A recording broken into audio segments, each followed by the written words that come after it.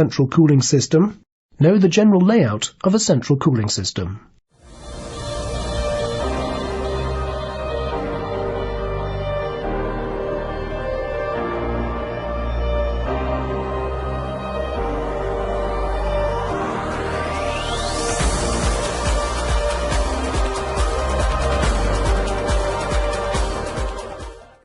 The amount of maintenance required for any cooling water system depends mainly on the materials used for the pipework and system components, and also on the quality of the water and water treatment used in the system.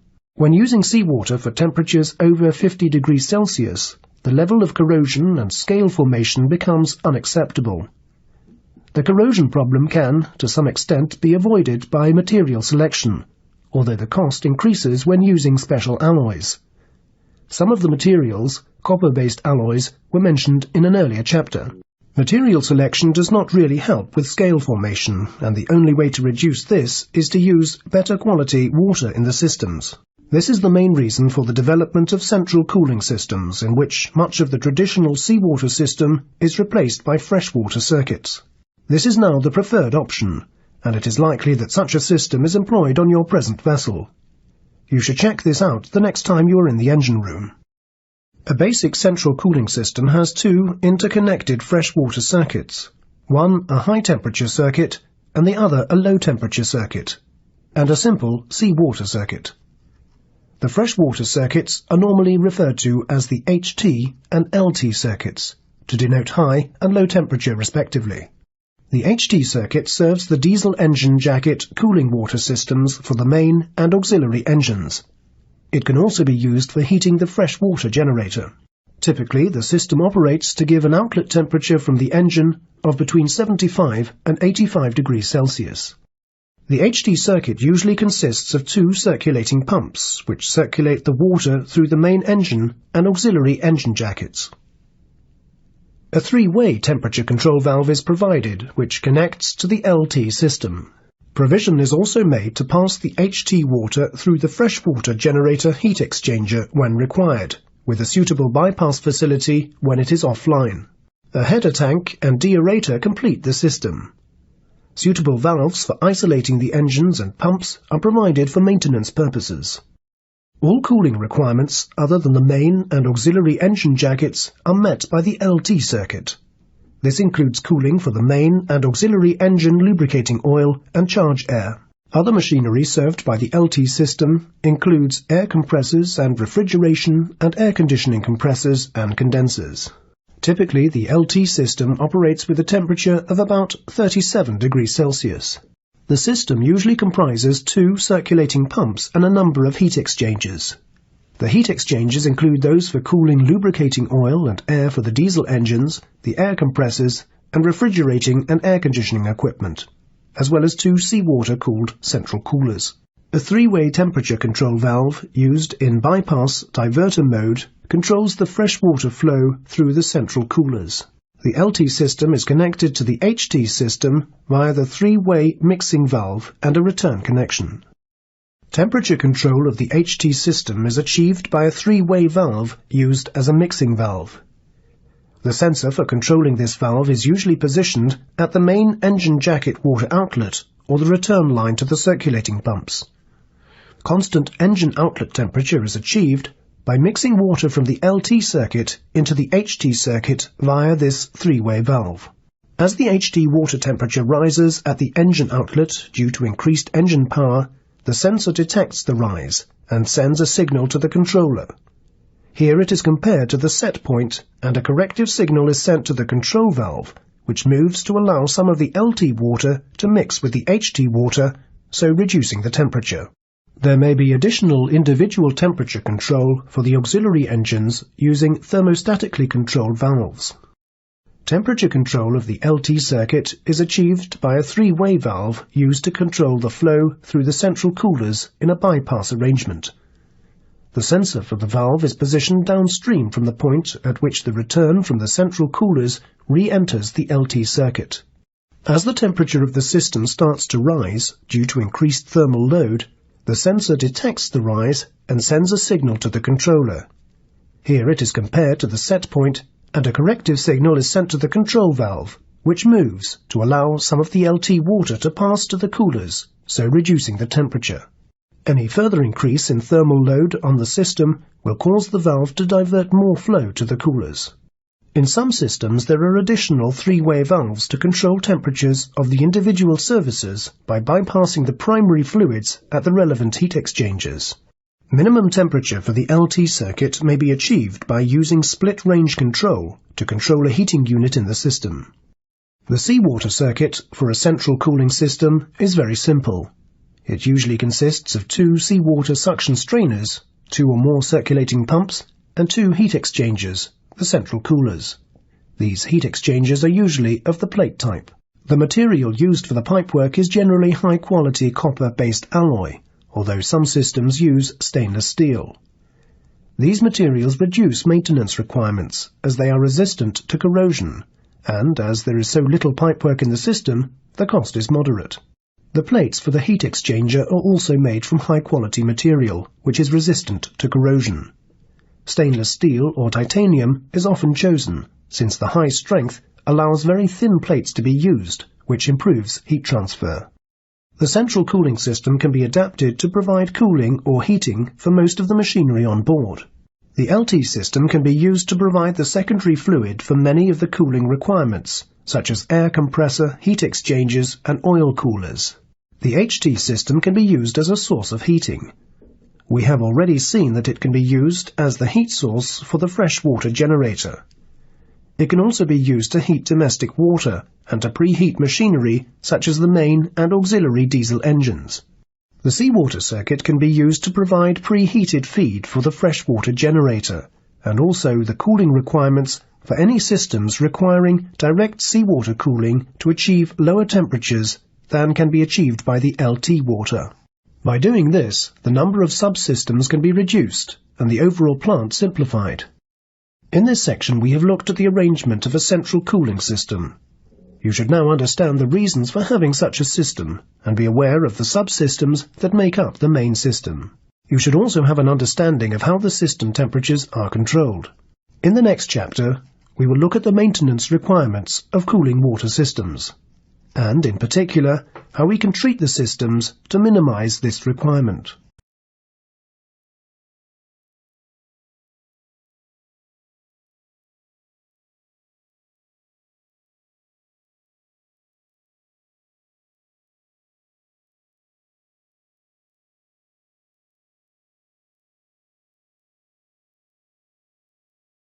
A typical fuel oil system consists of bunker tanks at the bottom. They can be double bottom tanks or wing tanks into which the oil is bunkered. The transfer pumps transfer the fuel oil from bunker tanks to settling tanks where water is separated from the oil. After primary separation, the oil is sent to purifiers where purification takes place. It is then passed to service tanks. Individual settling and service tanks are provided for diesel and heavy oil. Supply and booster pumps are positive displacement pumps. They are duplicated in the system. The supply pumps transfer the oil from the service tanks to mixing column. The fuel from the mixing column flows to the suction side of booster pump. A flow meter measures the oil consumption. The booster pumps supply this purified oil to heaters, viscosity regulator, full flow filter, and to the fuel main. The full flow filter has very fine mesh elements. A bypass filter is provided to clean the full flow filter during operation. The unused oil is returned either to the service tank or to the mixing column. In any dynamic system, the process is reflected by its parameter. Any parameter deviating in value from its normal levels will signify a change in the system process. For example, if the temperature of the oil at engine inlet is higher than normal, it indicates a wrong setting on the viscosity regulator. If the pressure of the oil at the engine inlet is lower than normal, it indicates a clogged filter. Safety devices warn the operator of any deviation. The highlighted devices of the system act as frontline safety provisions which trigger the actual safety alarms, shutdowns or isolations. Temperature transmitters, pressure transmitters, level transmitters also provide first level of protection against system breakdowns.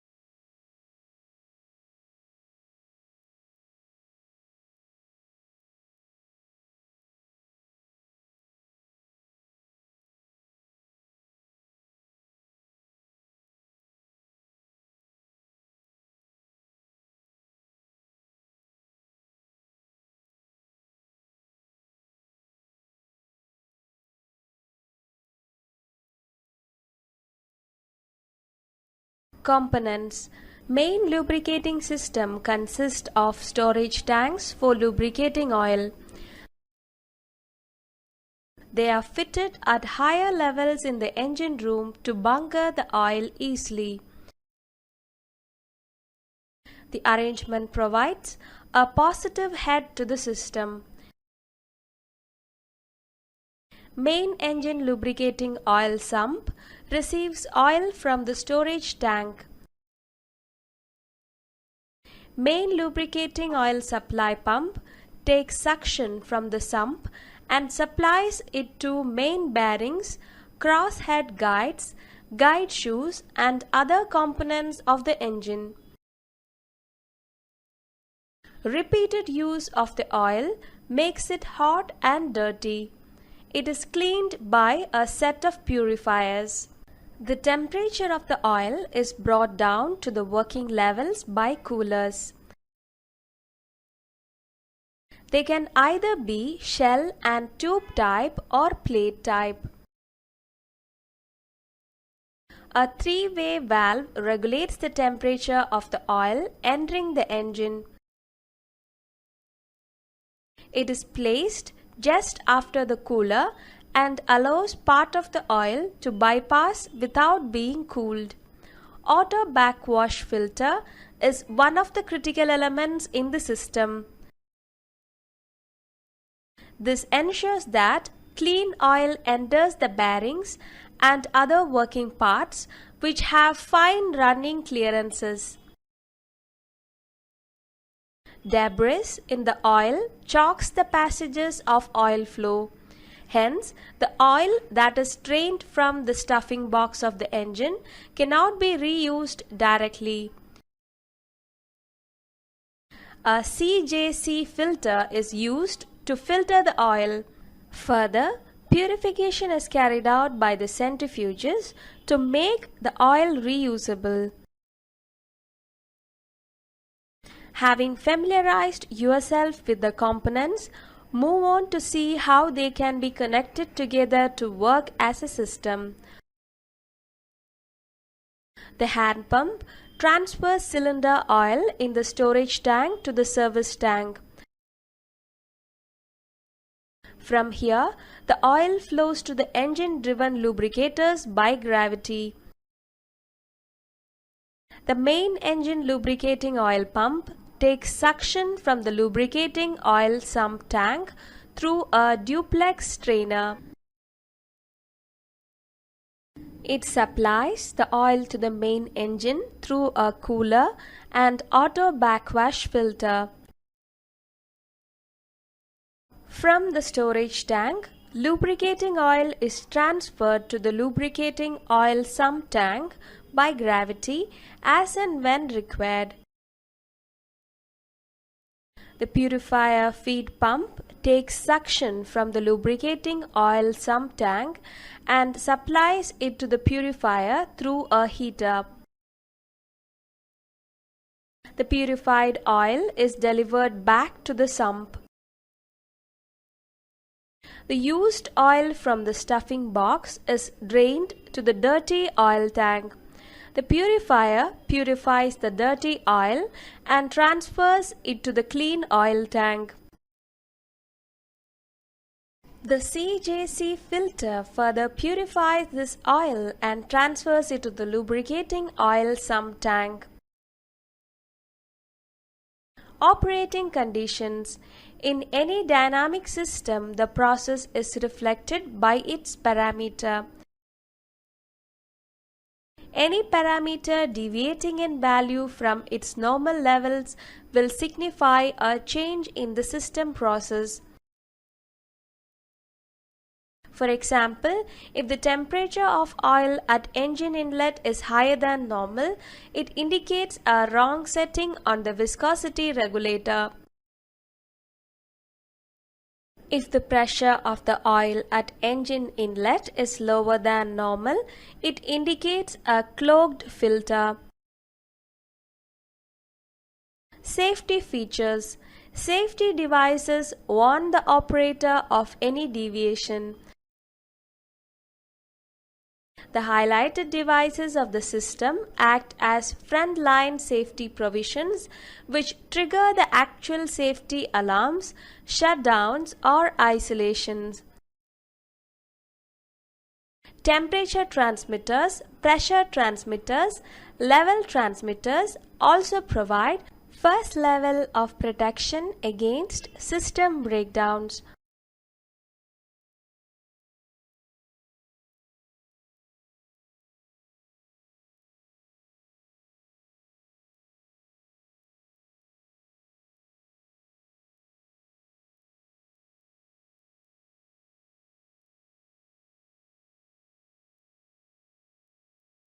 A hydrofoil system is used to maintain a constant pressure in the lines supplying water to various parts of the ship.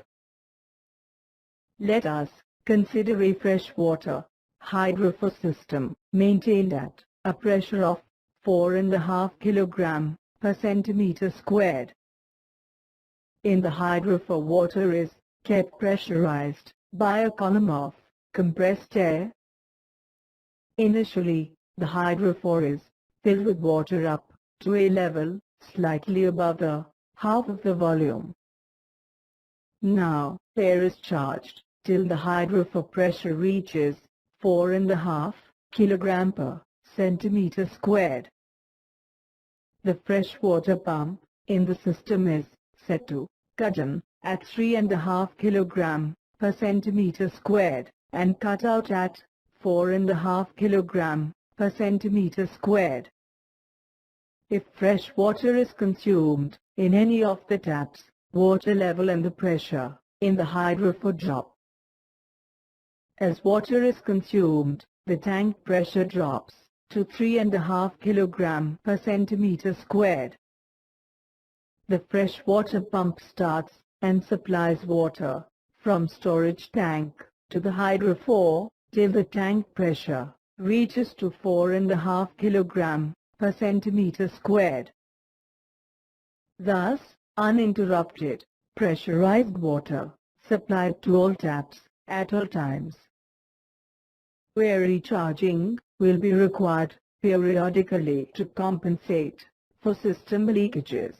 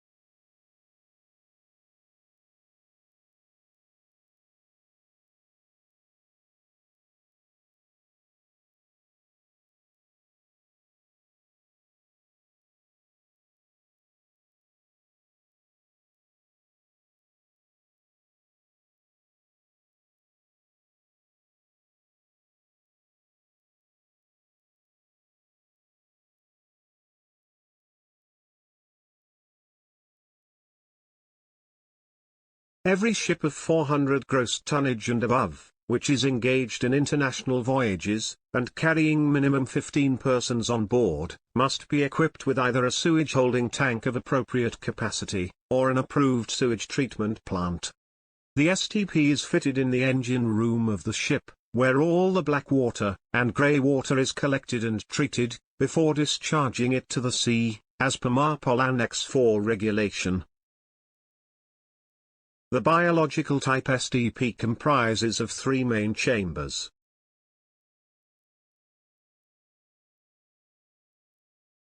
The first section is an aeration chamber, where the aerobic bacteria colony is maintained, by supplying air using blowers. The sewage is inserted into the first chamber. In this compartment, the aerobic bacteria colony will decompose the raw sewage into carbon dioxide, water, and inorganic sewage. The air required to sustain the bacteria is supplied via diffusers from the blower. The decomposed sewage from the first compartment goes to the second chamber, which is used for settling purpose. Here, the sludge settles at the bottom, and clear liquid floats on the top. The bottom sludge is again sent back to the first chamber for further decomposition. The separated water is now sent to third chamber, where it is sterilized using chlorine. In the third and the last chamber, the clear liquid produced from the settling tank is overflown, and the liquid is disinfected with the help of chlorinator, to treat the final stage water for discharging overboard. The collected liquid in this chamber is discharged to overboard, or settling tank, depending on the geological position of the ship. So this is the sewage treatment plant. Hold your nose.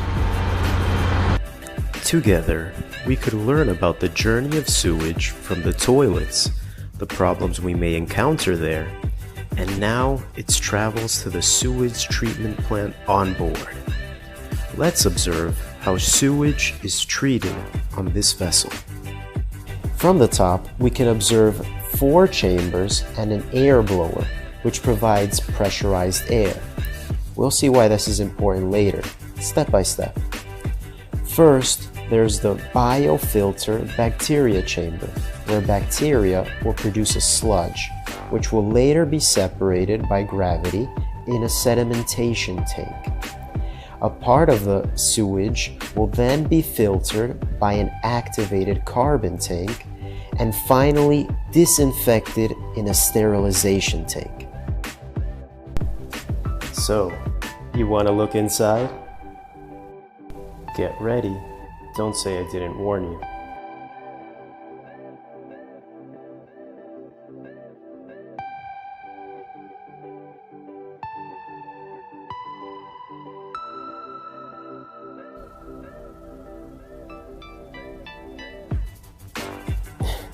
What did you expect?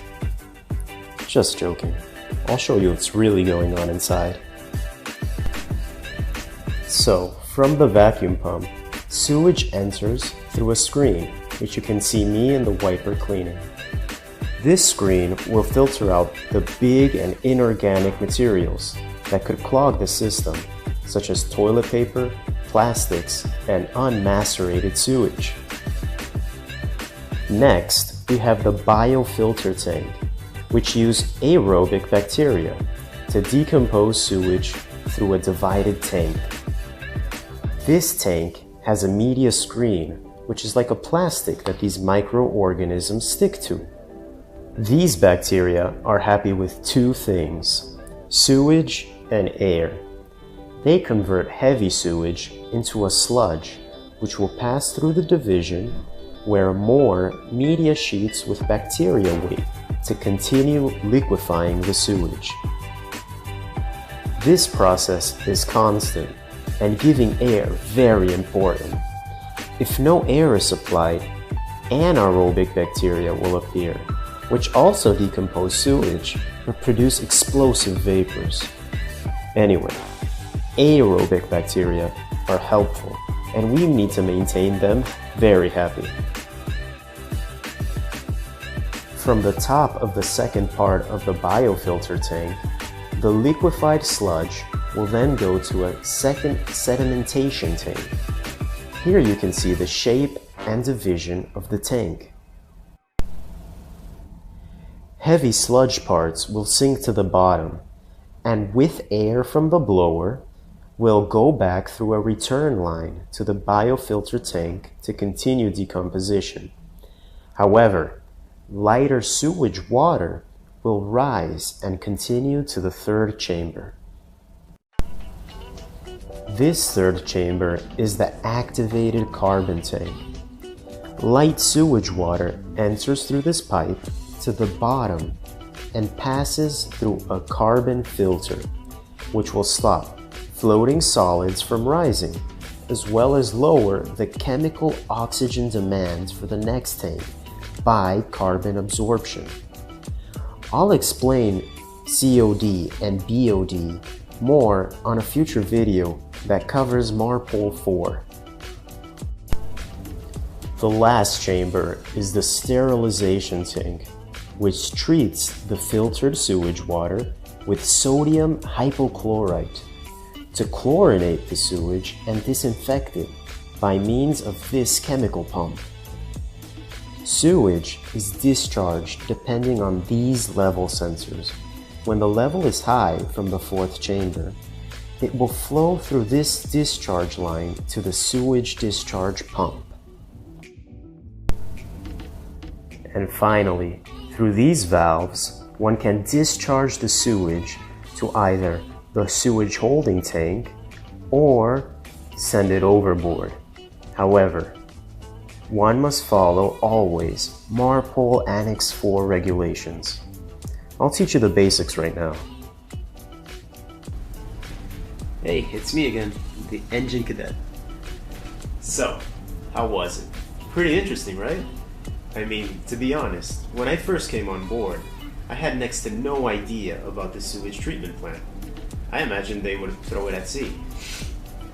Well, now I'm very interested about this because it's something that works consistently and every day. It's pretty crazy.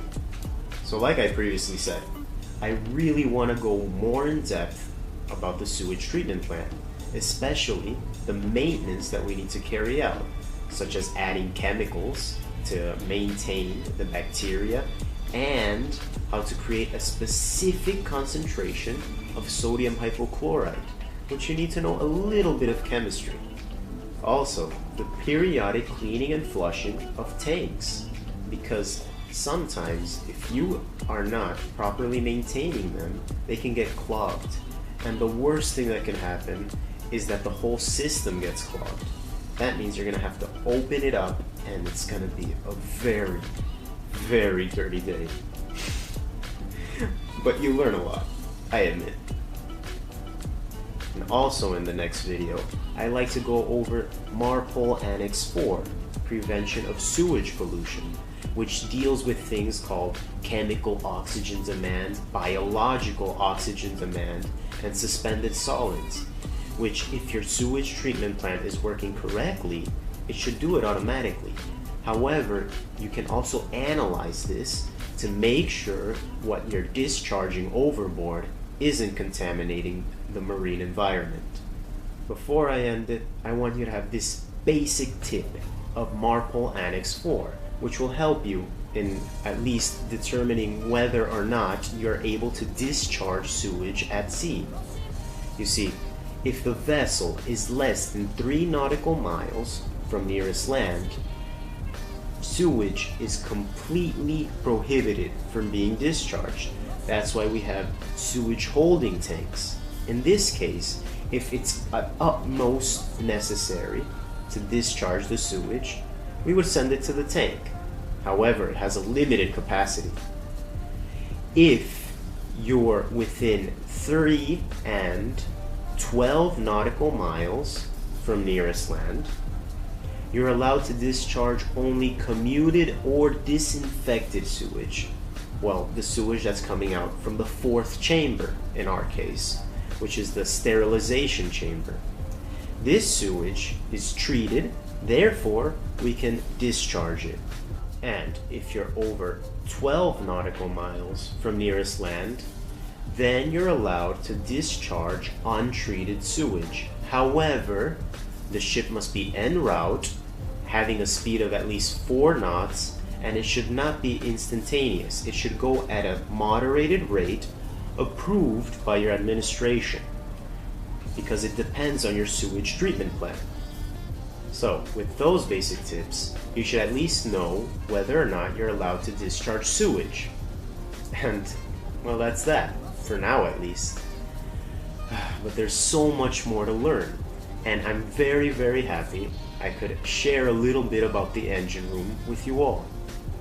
And I hope to continue little by little showing you what little I know as a cadet and beyond. So, see you next time, seafarer.